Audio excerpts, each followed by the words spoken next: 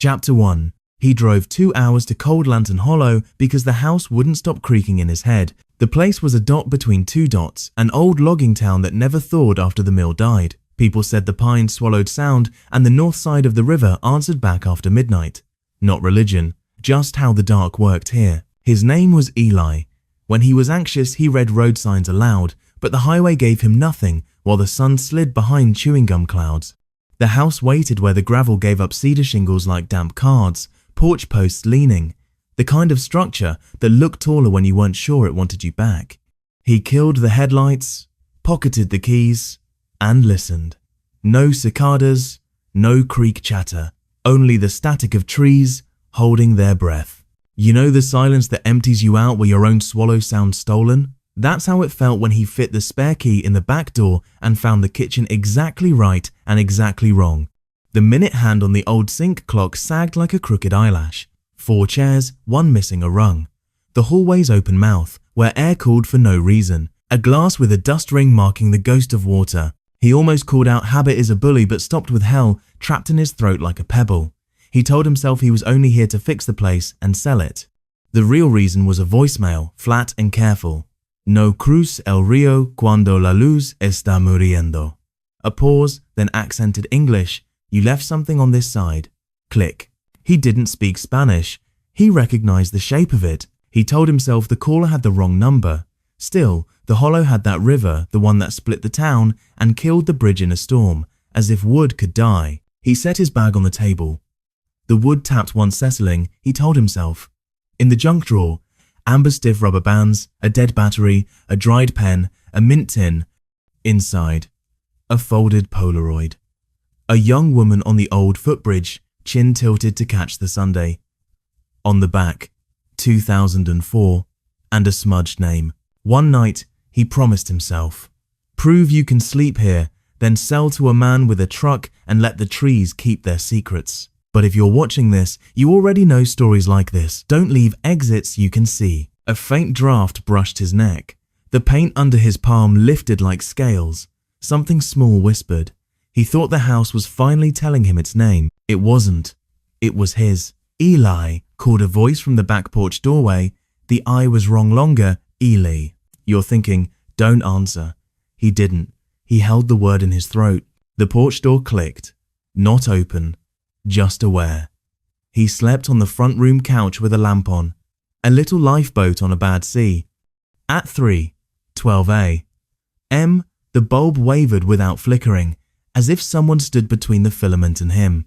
Eli, the voice said again, closer, the eyes still wrong, like a stranger trying a friend's name at the bottom of a well. He didn't answer. Not then. Chapter 2. Morning made the hollow look like a town that apologized by making coffee. Fog burned off the river. Where the footbridge had been, a spine of timber jutted from the far bank. Rusted rebar ribs, lichen-patched signs. Do not enter. Private property. Beware of scratched off. A lone loop of yellow caution tape clung to a stump like a bracelet that no longer fit. Farther down, a man in a faded orange cap held an idle fishing pole, watching Eli the way locals watch how a stranger's vows fall. You're back, he said, as if Eli had always been on his way here. You know me? Know of you. Harlan's boy, right? The one who left early. He nodded at the water. Bridge took someone. Folks still argue what name goes in that blank. Depends what side you're on. What side? Of the river, of the town. He scratched his cheek. Cross at dusk. They say you come back sounding like somebody else. Mouth moves words ain't yours. My sister calls it superstition. I say she left and forgot how the dark sounds. His name was Deke. He didn't offer a handshake. He tilted his chin at Eli's pocket. You got a picture? Not a guess. Eli showed him the Polaroid. Huh, that's Rowan. The name felt right in Eli's mouth, like a loose tooth finally out. When? 4, give or take. Bridge was already sick. Rowan liked to dare the river. Water doesn't like dares. He looked up river. People said she never heard right when someone called from this side. Voices crisscross and get braided wrong. You answer one, it ain't the one you think. Deke's eyes shifted to the current. Hear anything last night? Eli thought of the mispronounced I. Just old house sounds. That's one way to say it. Deke reeled in a line he'd never cast. There's a woman at the end of Market, Sissy Calhoun. Not old, not young. She knew Rowan's grandmother. If anyone keeps pieces of words that aren't yours, it's her. You mean she collects things that don't belong to anyone anymore? He shrugged. Voices too, I guess. You didn't hear that from me. On the way back, the pines shrugged off his attention. On the footpath to the ruined bridge, the earth was still damp, though the dew elsewhere had burned away. He pressed a fingertip into the soil. It sucked and released. Like tasting. Back in the kitchen, he reopened the tin. Under the Polaroid, a paper triangle. Handwriting that leaned forward. Escúchame, por favor. No parity. No responders. Below, a second hand in English. Listen, please. It isn't for you. Don't answer. Cold breathed over his ear. The hair at his nape lifted. Eli, said the close voice. The eye almost right now. He turned nothing. The chair missing a rung had shifted half an inch. What do you want? He said, voice out before he could catch it. No cruz el río cuando la luz está muriendo. He could guess. Don't cross the river when the light is dying. A second phrase dragged through teeth. Dígale que me debe mi nombre. Then careful English. Tell him he owes me my name. Who? He asked. Who owes you? Silence. Then splintered syllables. Atrás de ti. Behind you. He didn't turn. He walked forward to the back porch and breathed until the air felt less used. He didn't go back inside until the shadows had moved, like furniture that had learned to rearrange itself. Sissy Calhoun's house was long and low, rooms added whenever families thought of another reason to stay. Spoon chimes clattered like a metallic warning. She opened the door before he knocked, shoulders held like she was ready to throw something across a creek. You're the boy from the Harlan place, she said. I'm Eli. Do you translate? Words sometimes, people sometimes. Which one are you? She let him in. The place smelled like dryer sheets and pencils. He told her about the voicemail, the bridge, the paper in the tin he left out behind you. When he repeated the Spanish, she said, say it how you heard it. So he did, careful with vowels. Close. She nodded. It said, don't cross the river when the light is dying, and tell him he owes me my name. They do that sometimes come asking for their names back. Who? And that's the ones the town borrowed and never returned. Hollow nicknames, folks, until the real thing wears off. Rowan, he said. The word like a rope thrown across. Who took her name? Depends on who's telling. Some say the bridge, some say the river. She hesitated. I say the man who crossed with her and came back alone. There was a man? There's always a man in these stories, and a place that decides. She slid an old cassette recorder from under stacked papers and handed him a blank tape. If it calls, record it. If it talks in the house, hold this up.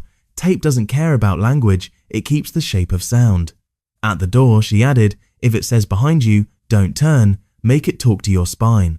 Chapter 3. The recorder felt like a talisman, not magic, just a button you can push. That evening, he set it on the table like a place setting. Polaroid beside it, curtains drawn with a thumb-width gap at the bottom so the house wouldn't feel sealed. He checked his voicemail, nothing new. At 9:17 p.m.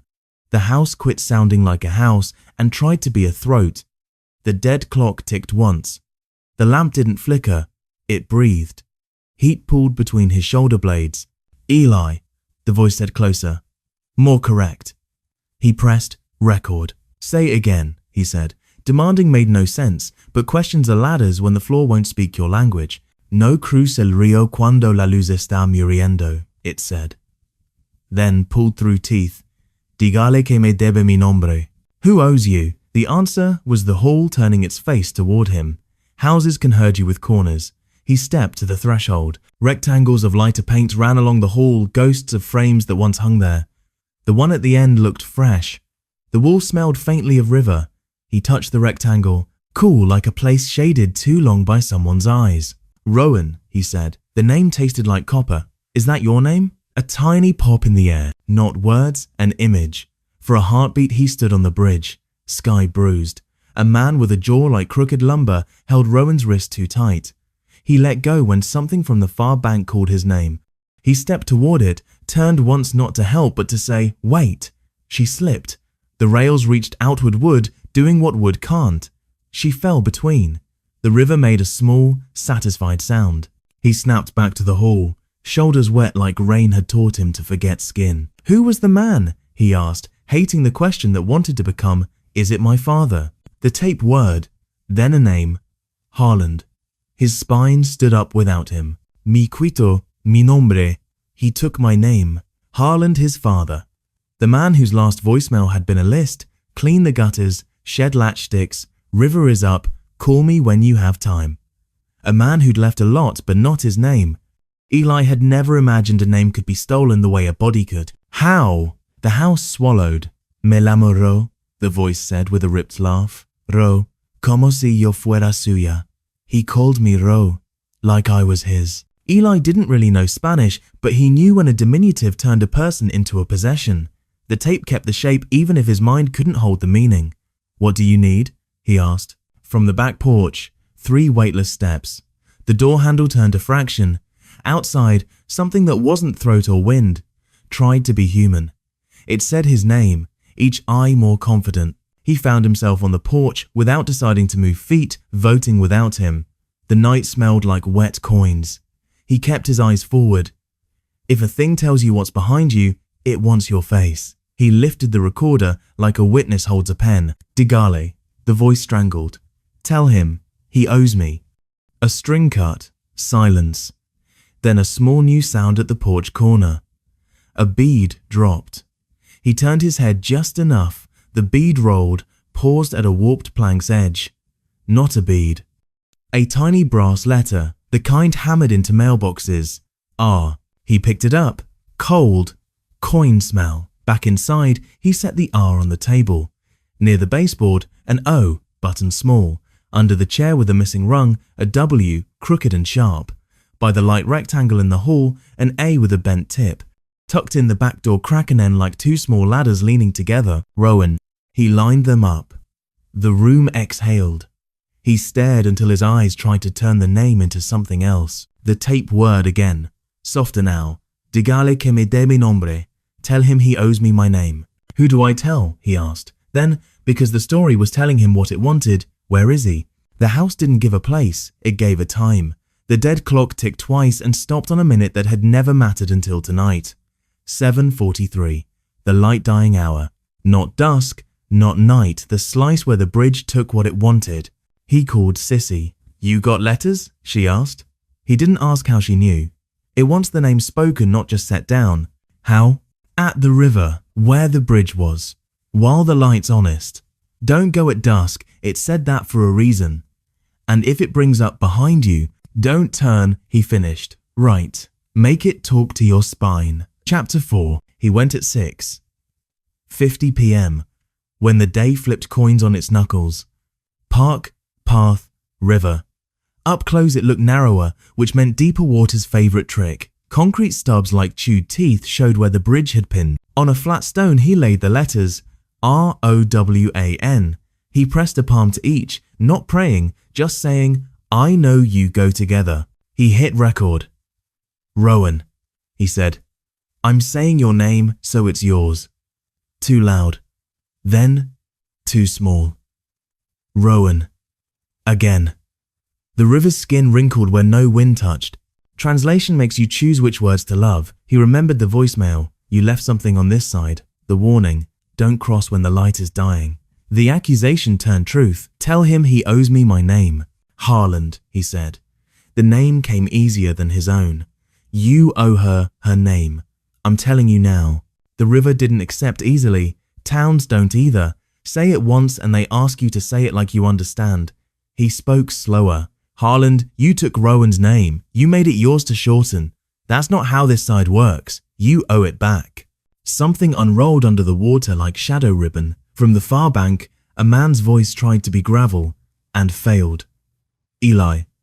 The eye stretched wrong, slightly. Don't cross, it said. It's dangerous. The word sounded like something used to seat children. The letters trembled as if a hand below tested the stone's weight. Eli looked near, not at river eyes. A shape stood on the far bank with a man's height and a river's posture, wearing a jacket the color of dusk. Dad? The word caged itself before he wanted it to. The shape's shoulders lifted, settled, pride tried on, and discarded. Don't cross, son. It wore sun like a stolen hat. If you've heard a stranger try your father's voicemail tone, you know the way your throat thinks it's crying before you do. Eli bent, palms to knees, not to weep, but to balance. He lifted the R and tossed it gently into the water. It floated. The river wanted to read. He sent O, then W. They bobbed and aligned like magnets. Don't, the shape said. Vowels wrong this time, like a mouth with too many teeth. Harland. Eli said, not Dad. Don't give a shape the word it wants. You owe her the name you broke. The A slid in like a coin. The N followed. Rowan floated. 5 rafts.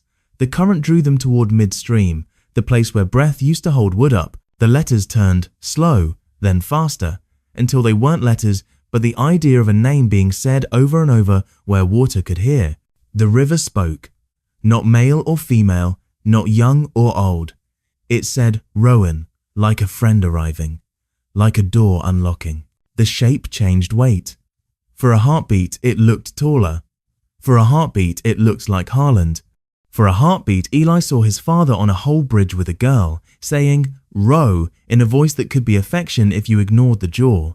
For a heartbeat, the bridge existed again, which is impossible, and yet, then the shape ducked, not dodging a thrown thing, but bracing for a wave that had already chosen a shore. It gripped its face and pulled. When the hands came away, what remained wasn't his father's face, or anyone's, just a smooth forgetfulness, like the river trying on a face that didn't fit. Behind you, said a woman's voice from the rock, the voice from the house.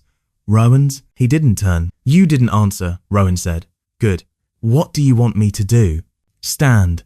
Listen. Witness. The shape stepped into the water. It didn't splash. It lowered like a thing remembering gravity. The river accepted. The letter rafts dipped as it sank. A hand reached up man's hand, or river pretending. Then air held nothing. The water smoothed. The letters gathered, touched, and sank together, as if the river's mouth spelled them and swallowed them so no one else could use them wrong. He waited for a dramatic sign. None came. The river simply was worse than thunder.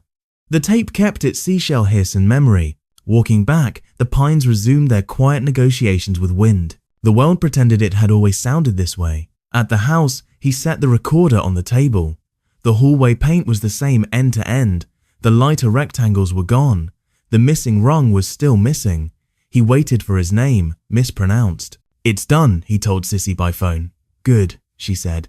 Some things drag you by the ankle to the river, some let you walk. Sounds like you got the second. What now? See what the hollow does with it. Close your doors at night. The air gets heavy. He slept without the lamp for the first time. At 3:12, he woke feeling someone sit at the far end of the couch, interested in whether he'd keep sleeping. He kept his eyes closed. In the morning, a wet ring sat on the coffee table where no glass had been. He rewound and listened. The tape addressed him as if the moment of recording hadn't ended. Don't cross at dusk, Rowan said. Not you. A pause. Also, don't answer when your name is wrong. He stopped, then played it again. Same lines, plus a fragment he hadn't heard at the river. Tu nombre, your name. What about it? He asked the empty kitchen. The tape shouldn't improvise, but it echoed the earlier voicemail's cadence in Spanish now. Dejaste algo de este lado. You left something on this side. He pressed his palm to his chest, as if he could confirm his name still fit under his skin. He showered, dressed, packed, locked the house in a sequence that felt practiced, recorder on the passenger seat, highway stretching like a vein. He didn't read signs aloud. He knew where every curve liked to send you. You expect the twist on the road, someone in the rearview wearing the wrong dusk. But gut punches don't visit where you prepare for them. It came at a Route 9 convenience store. Fluorescence hummed. He set coffee and jerky on the counter. The clerk, Kylie, on her badge asked for his name. New system. Eli, he said. She frowned at the screen, the way someone looks when the seating chart doesn't match the room. Weird, she said, turning the monitor. Card info, correct. Address, correct.